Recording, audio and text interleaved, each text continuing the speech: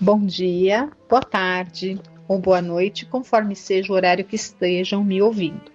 Dando sequência ao estudo do livro Paulo e Estevão, nós estamos aqui no capítulo 8º, e nós paramos na parte em que Saulo, conversando ali com Abigail, eles acertam tudo ali a respeito fazem os planos do noivado.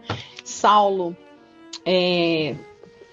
combina com a Abigail como que ele vai fazer para apresentá-la para a família dele, para os amigos dele, enfim, né, na cidade, para a sociedade a qual ele pertencia. Então ele combina com a irmã, Dalila, para que fosse buscar a Abigail, a noiva, né, e levasse ela para a sua cidade ali, e combinou que isso acontecesse bem no dia ali nos dias, né?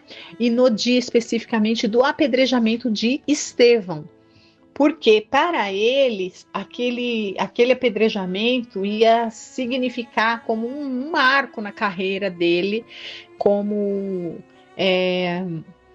um sacerdote ali do Sinédrio, né? Como um membro de alta reputação do Sinédrio, então um doutor da lei que ele era. Então, seria assim muito significativo para ele. Então, ele queria ser uma data que assim de um coroamento, digamos, de uma coisa muito especial na carreira, na vida profissional, digamos assim, dele. Então, ele queria casar com isso, apresentar para toda a sociedade aquela noiva que ele tanto amava e de quem ele tanto se orgulhava. Então ele queria que fosse.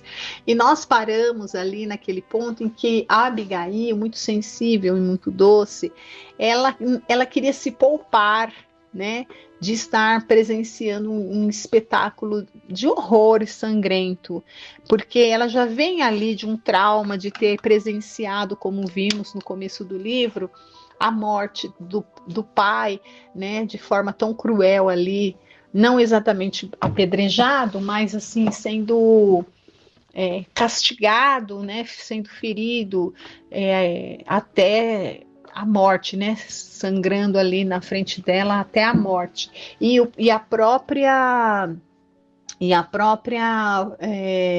o próprio sofrimento do Estevão, no caso Gesiel, né, o irmão, de seu irmão Gesiel, que também foi severamente castigado, mas sobreviveu, né? A tamanho castigo, a tamanha crueldade, né? Então aquilo marcou tanto que ela queria se privar, ela não conseguia imaginar ver um ser humano novamente passando por uma situação daquela, né? Então Saulo diz para ela o seguinte: tá, então você não precisa ficar, porque quando tinha esses horrores, não era assim uma coisa no dia, né? Não era isso. Quando eles marcavam uma data, e nessa data era um dia de várias e vários horrores. Então, assim como a gente hoje em dia no nosso sistema judiciário, em um dia tem vários julgamentos, né? Várias audiências, um juiz faz um monte de audiência, e nessas audiências muitas vezes ele já sentencia muitas coisas em um dia. Nessa época, esses shows de horrores eram a própria aplicação das sentenças, né? Então eram várias condenações em um dia. Então, assim, era né, durante um dia, um período longo, várias condenações ali, várias lapidações, várias condenações à morte, de várias formas, né? Então, o que ela não queria assistir. Então, ele diz para ela: olha, tudo bem, eu concordo, então que você não assista, vá só no final. Mas aí, quando chegou no dia, que foi o que nós vimos aqui, na verdade, esse ir só no final, ela achava que era no final de tudo, mas no final, no sentido que ele deixou para que a lapidação de Estevão ficasse para o final, tipo assim, o grande finale, né? e ela então assistiria ao apedrejamento de Estevão.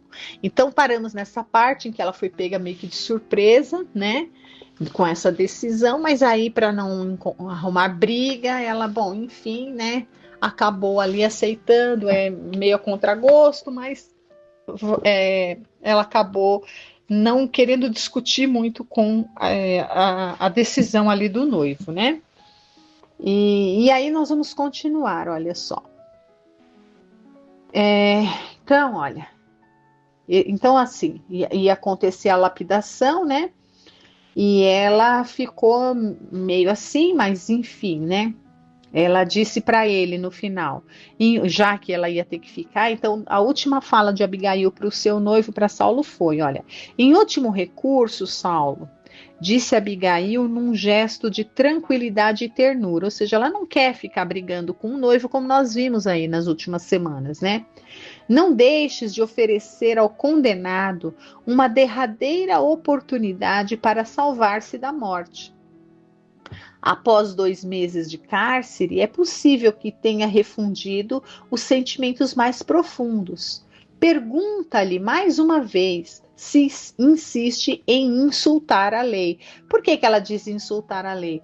Porque ela acredita em tudo que Saulo está dizendo, ela não está lá vendo, ela não sabe do que se trata, né? Ela está só como uma ouvinte. E a forma como ele narra os fatos, a ótica, o ponto de vista dele, é que de fato Estevão era um transgressor da lei, né? Um bandido comum ali que estava subvertendo a lei, né? Contrapondo tudo ali. Então ela diz para ele o seguinte: já que ele insiste a lei, como você narra, né? Dá uma chance para ele. Veja que coração, né? Então ela já tinha esses lampejos na alma, coisas que não tinham ali na alma de Saulo, na alma de Abigail já tinha essa coisa da compaixão, né? No sentido assim, puxa, se a pessoa dá uma chance para o arrependimento, é bem isso que ela está dizendo, né? Tá, tudo bem, já que você diz que ele insulta a lei, mas e se nesses 2 meses que ele esteve na prisão, ele percebeu que estava errado? Quem de nós não? Às vezes, né, nos momentos ali das provações mais difíceis, talvez a gente faça esse exame de consciência e perceba, puxa vida, né?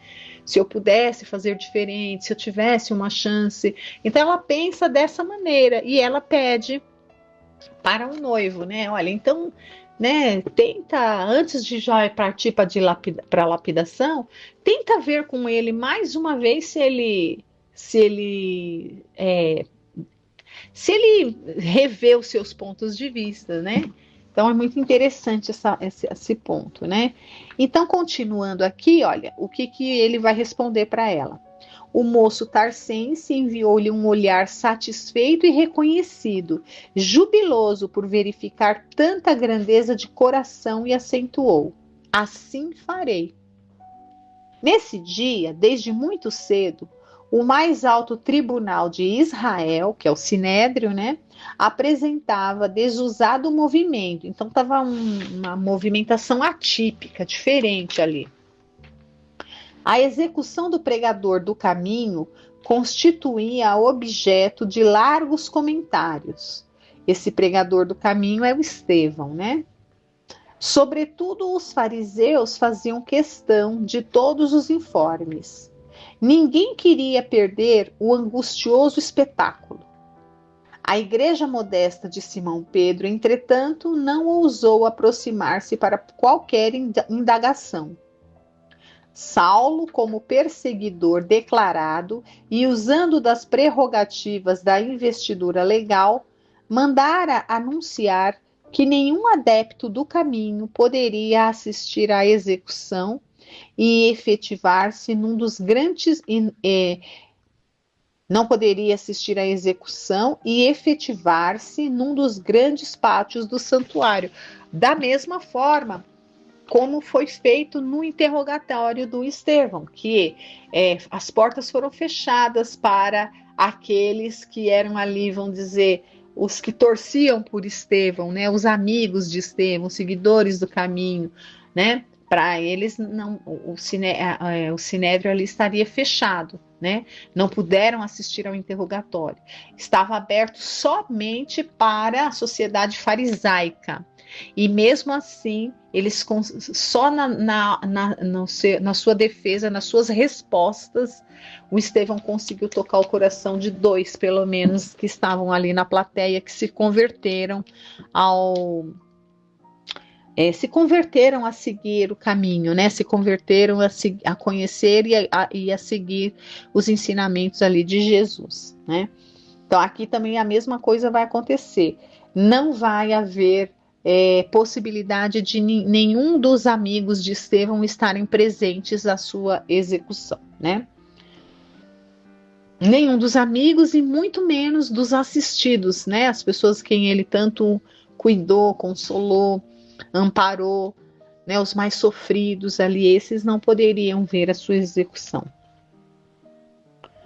Longas filas de soldados foram dispostas na grande praça para dispersar quaisquer grupos de mendigos que se formassem com intuitos desconhecidos. E esses mendigos seriam os assistidos, por assim dizer, as pessoas a quem Estevão fez tanto bem ao longo da sua curta passagem ali pela Casa do Caminho, né? Mas fez muitos amigos, com certeza. Dispersar quaisquer grupos de mendigos que se formassem com intuitos desconhecidos, e desde as primeiras horas da manhã, numerosos pedintes de Jerusalém eram corridos das imediações a golpes de chanfalho, né? Que a gente já viu o que é esse chanfalho aqui, é uma espada cega, né? Ela não tem mais corte, mas ela tem o poder assim de machucar bastante, né? Ela não tem um poder cortante. Mas é como se fosse uma grande palmatória ali, né? De metal, né? Então, esses seriam os golpes do chanfalho. Depois do meio-dia, autoridades e curiosos reuniam-se ávidos de sensação no recinto do sinédrio, em abafado vozerio. Aguardava-se o sentenciado, que chegou finalmente cercado de escolta armada, como se fora um malfeitor comum. Estevão apresentava-se bastante desfigurado, mas quanto sofrimento esse homem passou, né? Apresentava-se bastante desfigurado, embora o semblante não traísse a peculiar serenidade, né? Já falamos tanto da serenidade de Estevão, né? Que espírito era esse?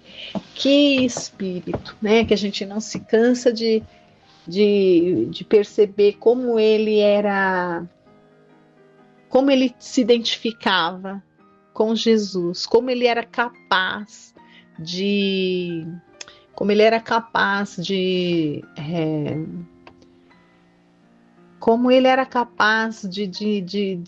compreender, mesmo de vivenciar cada ensinamento de Jesus, né? Então era um espírito que, enquanto os outros estavam ali, a gente percebe que era um esforço, né, para conseguir alcançar o que Jesus estava querendo dizer, o que Jesus faz, né? Ele tinha isso com a maior facilidade. Naturalmente, ele já tinha um alcance do que Jesus espera de cada um de nós, né? Então, era um espírito realmente muito acima mesmo, né? Então, olha, ele apresentava-se bastante desfigurado, embora o semblante não traísse a peculiar serenidade.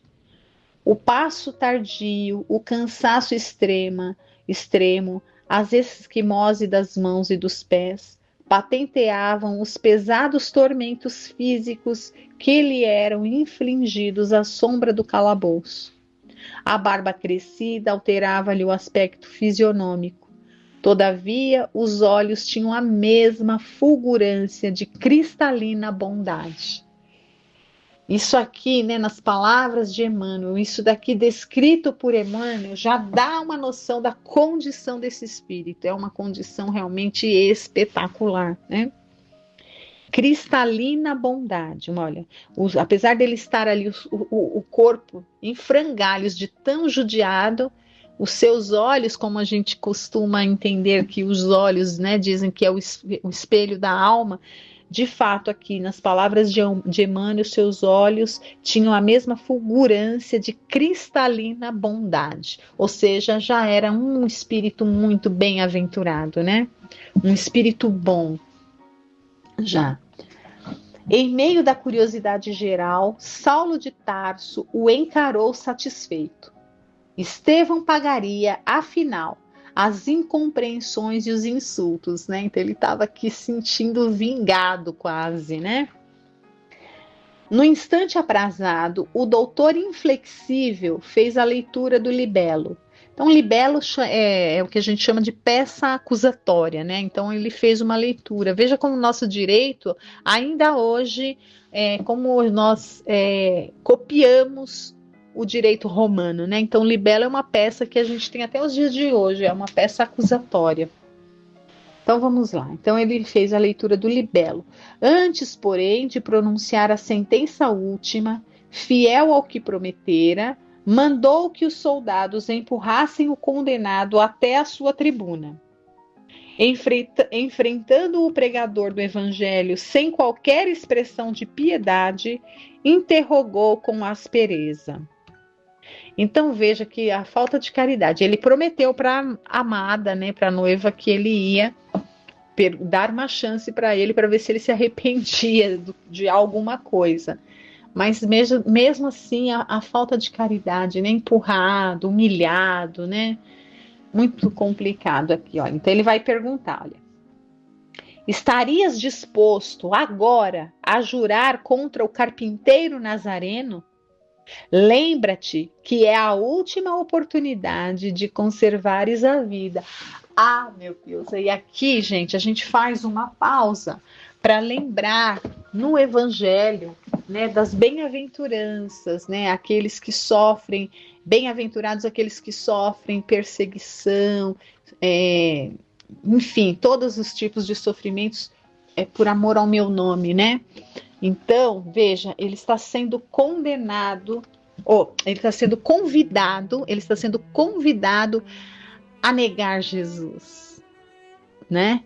É um teste. Para ele, não, de maneira alguma. Para ele, o espírito dessa condição não era teste nenhum.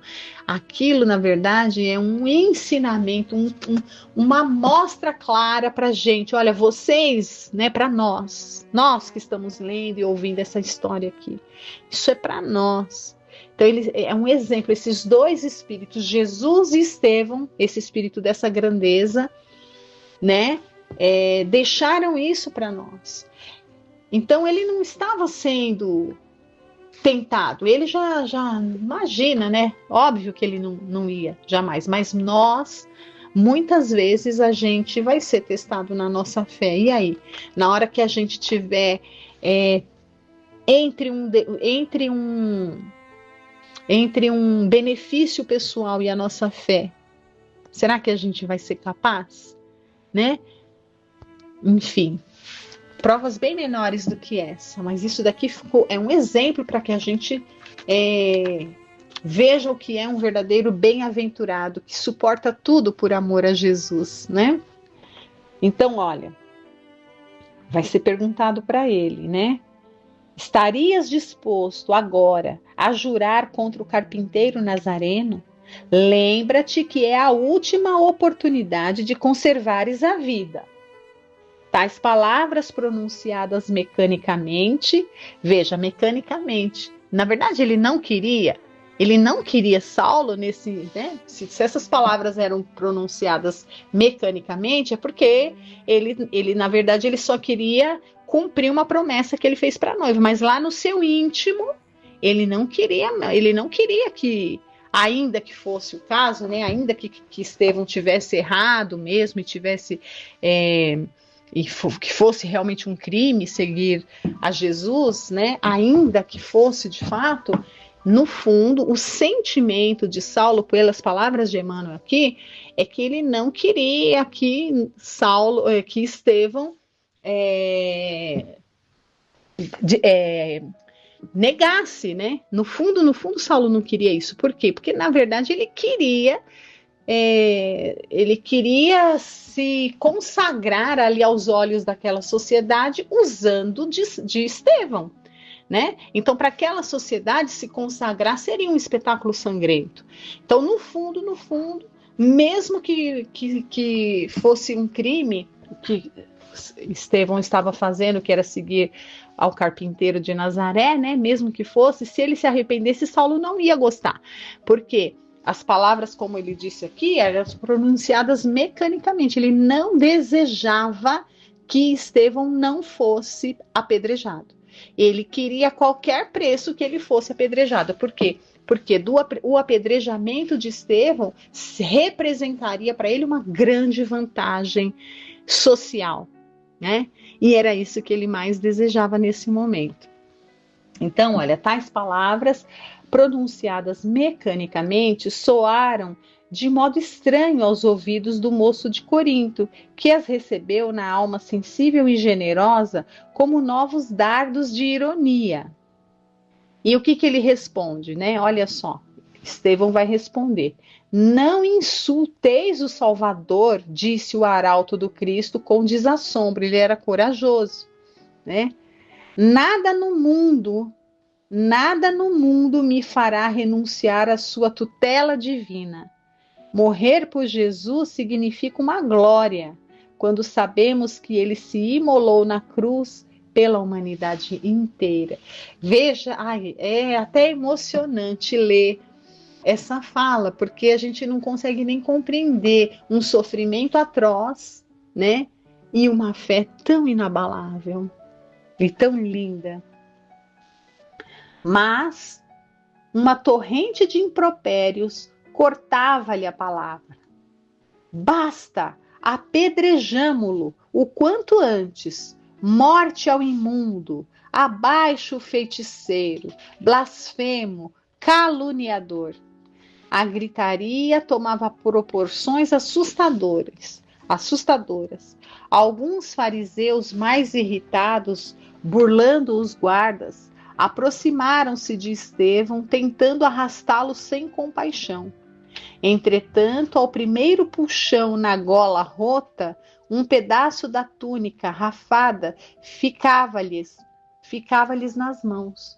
Foi necessário a intervenção da força armada para que o moço de Corinto não fosse estraçalhado ali mesmo, feras humanas, não fosse estraçalhado ali mesmo pela multidão furiosa e delirante. Saulo, em altas vozes, ordenou a intervenção dos soldados. Queria a execução do discípulo do evangelho, mas com todo o cerimonial previsto, né? Ele não queria que matassem ele ali antes. Esse gostinho era para ser dele, né? Com todo o cerimonial. E aqui, gente, eu vou fazer uma pausa. Tem algumas pessoas, alguns espíritas, alguns estudiosos dentro do meio espírita que dedicam a vida a estudar os romances e a obra, né, mais notadamente os romances de Emmanuel. Tem um particularmente aí que eu me recordo, chama Altino Majeste. Ele é brasileiro, ele não mora no Brasil, é um espírita, palestrante e pesquisador. E dentro desse aspecto de pesquisador, ele se debruçou em fazer pesquisas minuciosas, assim, pesquisas históricas mesmo, sabe? Acerca dos romances de Emmanuel, sobretudo de Paulo Estevão. Então, muitas curiosidades, muitas coisas fabulosas a respeito desse livro, ele traz de informação para a gente. E uma delas, eu já vou falar aqui. Então, Estevão, né, era um espírito que eu já tive a oportunidade de colocar, que foi perguntado para Chico Xavier, né, uma época, lá atrás, foi perguntado para Chico Xavier, na época do cristianismo primitivo, que é essa época que a gente está vendo que se passa essa história, né? E outras histórias dos romances ali de Emmanuel. Foi perguntado para o Chico quais espíritos de maior hierarquia espiritual, né? Que se tem notícia assim. E o Chico perguntou para o Emmanuel. E a informação de Emmanuel foi a seguinte, que a época do cristianismo primitivo, citou o nome de 4, que nós já falamos aqui. Mas é sempre bom a gente estar repetindo, porque às vezes chegam pessoas novas ali para ouvir, né, o áudio, e é bem interessante. Então, segundo a informação ali de Emmanuel para Chico, né, e respondendo esse questionamento, a época de Jesus ali do cristianismo primitivo, 4 espíritos de uma condição espiritual superior até de Saulo, de Emmanuel, dos apóstolos, né? Espíritos assim de uma hierarquia muito superior, abaixo do Cristo, com certeza, né? Mas muito acima desses expoentes que a gente vê aí. Então foi dito o nome. Maria, sua mãe, é meio óbvio isso, né? Maria. Isabel, que seria a mãe do João Batista. O próprio João Batista e Estevão, né? Então, assim, Estevão, de fato, por isso que ele nem era muito compreendido pelos próprios apóstolos, que achavam que ele era ousado demais, no sentido de falava que ele queria dar uma de Jesus, mas não é que ele queria dar uma de Jesus, é que ele assimilava com tanta perfeição a Jesus, ele compreendia tão, né, ele estava tão próximo, muito mais próximo que os demais de Jesus, que eles nem conseguiam compreender muito, muito bem isso, né? Então, de fato, era um espírito assim muito acima, de uma condição fora de série. E uma outra curiosidade que o Altino Majeste traz para a gente está com 26 minutos, vou tentar falar, né? Ele traz para a gente o seguinte, e a gente observa aqui, nessa obra que nós estamos estudando aqui, Paulo Estevão, se a gente for pegar desde o começo até aqui, né, até esse momento da morte dele aqui, nós vamos ver que o Estevão ele viveu e exemplificou, e na ordem, tá? Na ordem, desde o comecinho, os primeiros capítulos que fala da vida dele lá em Corinto, né? Até aqui, ele viveu na prática, exemplificou em vida todas as bem-aventuranças. Todas. Passou por aflições, ele viveu a mansidão, era pacífico, todas as bem-aventuranças, ele deu exemplo de todas até chegar nessa daqui. Perseguidos por amor a mim, né? Bem-aventurados aqueles que sofrem, que até morrem por amor a mim, né? Amor a Jesus. Então aqui a gente vai perceber que ele está fechando o ciclo de todas as bem-aventuranças, assim, vivenciadas, né? Vivenciadas. Ele viveu, exemplificou todas, ou seja, já é um espírito para lá de bem-aventurado. Então acho que essa é uma curiosidade assim que vale muito a pena a gente ter em mente para a gente entender a grandeza desse espírito, né? Então, continuando aqui, olha, temos 2 minutos, eu vou ler mais pelo menos um parágrafo, né? Então, ele diz aqui, olha,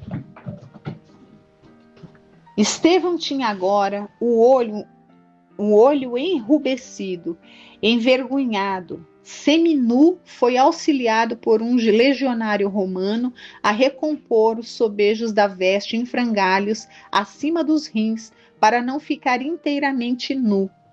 Com a mão trêmula pelos maus tratos recebidos, procurava limpar a saliva que os mais exaltados lhe haviam esputado em pleno rosto, né? Cuspiram no rosto dele. Forte pancada no ombro causava-lhe intensa dor no braço todo. Compreendeu que lhe chegavam os últimos instantes de vida. A humilhação doía-lhe fundo, ele estava sendo muito humilhado, né? Mas recordou as descrições de Simão a respeito de Jesus. Veja que ele nem esteve junto com Jesus. Tudo isso que ele sente por Jesus foi só de ouvir falar, de ler, né? Já trazia em si. Recordou as descrições de Simão a respeito de Jesus no derradeiro transe. Em frente de Herodes Antipas, o Cristo sofrera dos israelitas idênticas ironias. Olha, ele está passando por tudo que Jesus passou, né? Fora açoitado, ridicularizado, ferido, quase nu, suportara todos os agravos sem uma queixa, sem uma expressão menos digna. Ele que amara os infelizes, que trabalhara por fundar uma doutrina de concórdia e de amor para todos os homens, que se abençoara os mais desgraçados e os acolhera com carinho, recebera o galardão da cruz em suplícios imensuráveis. E Estevão pensou: quem sou eu e quem era o Cristo? Meu Deus, meu Deus. Olha, quem sou eu e quem era o Cristo? Essa íntima interrogação propiciava-lhe certo consolo. O príncipe da paz fora arrastado pelas ruas de Jerusalém sob o escárnio das maiores injúrias e era o Messias esperado, o ungido de Deus. Por que, sendo ele um homem falível, portador de numerosas fraquezas, haveria de hesitar no momento do testemunho? E com pranto a escorrer-lhe no rosto, lacerado, escutava a voz cariciosa do Mestre no coração: todo aquele que desejar participar do meu reino, negue-se a si mesmo, tome sua cruz e siga meus passos. E nós vamos parar por aqui, porque já deu o nosso tempo, e nós vamos continuar na próxima semana.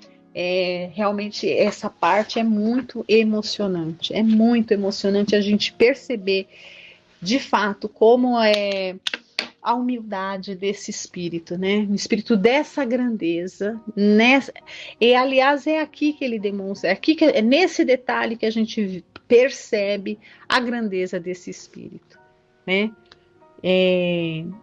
Tão alto e se sentindo tão pequeno, e às vezes, e nós que temos tantos defeitos, tantas dificuldades, nós achamos que nós não merecemos passar pelos problemas que nos afligem, né? Muito a refletir aqui.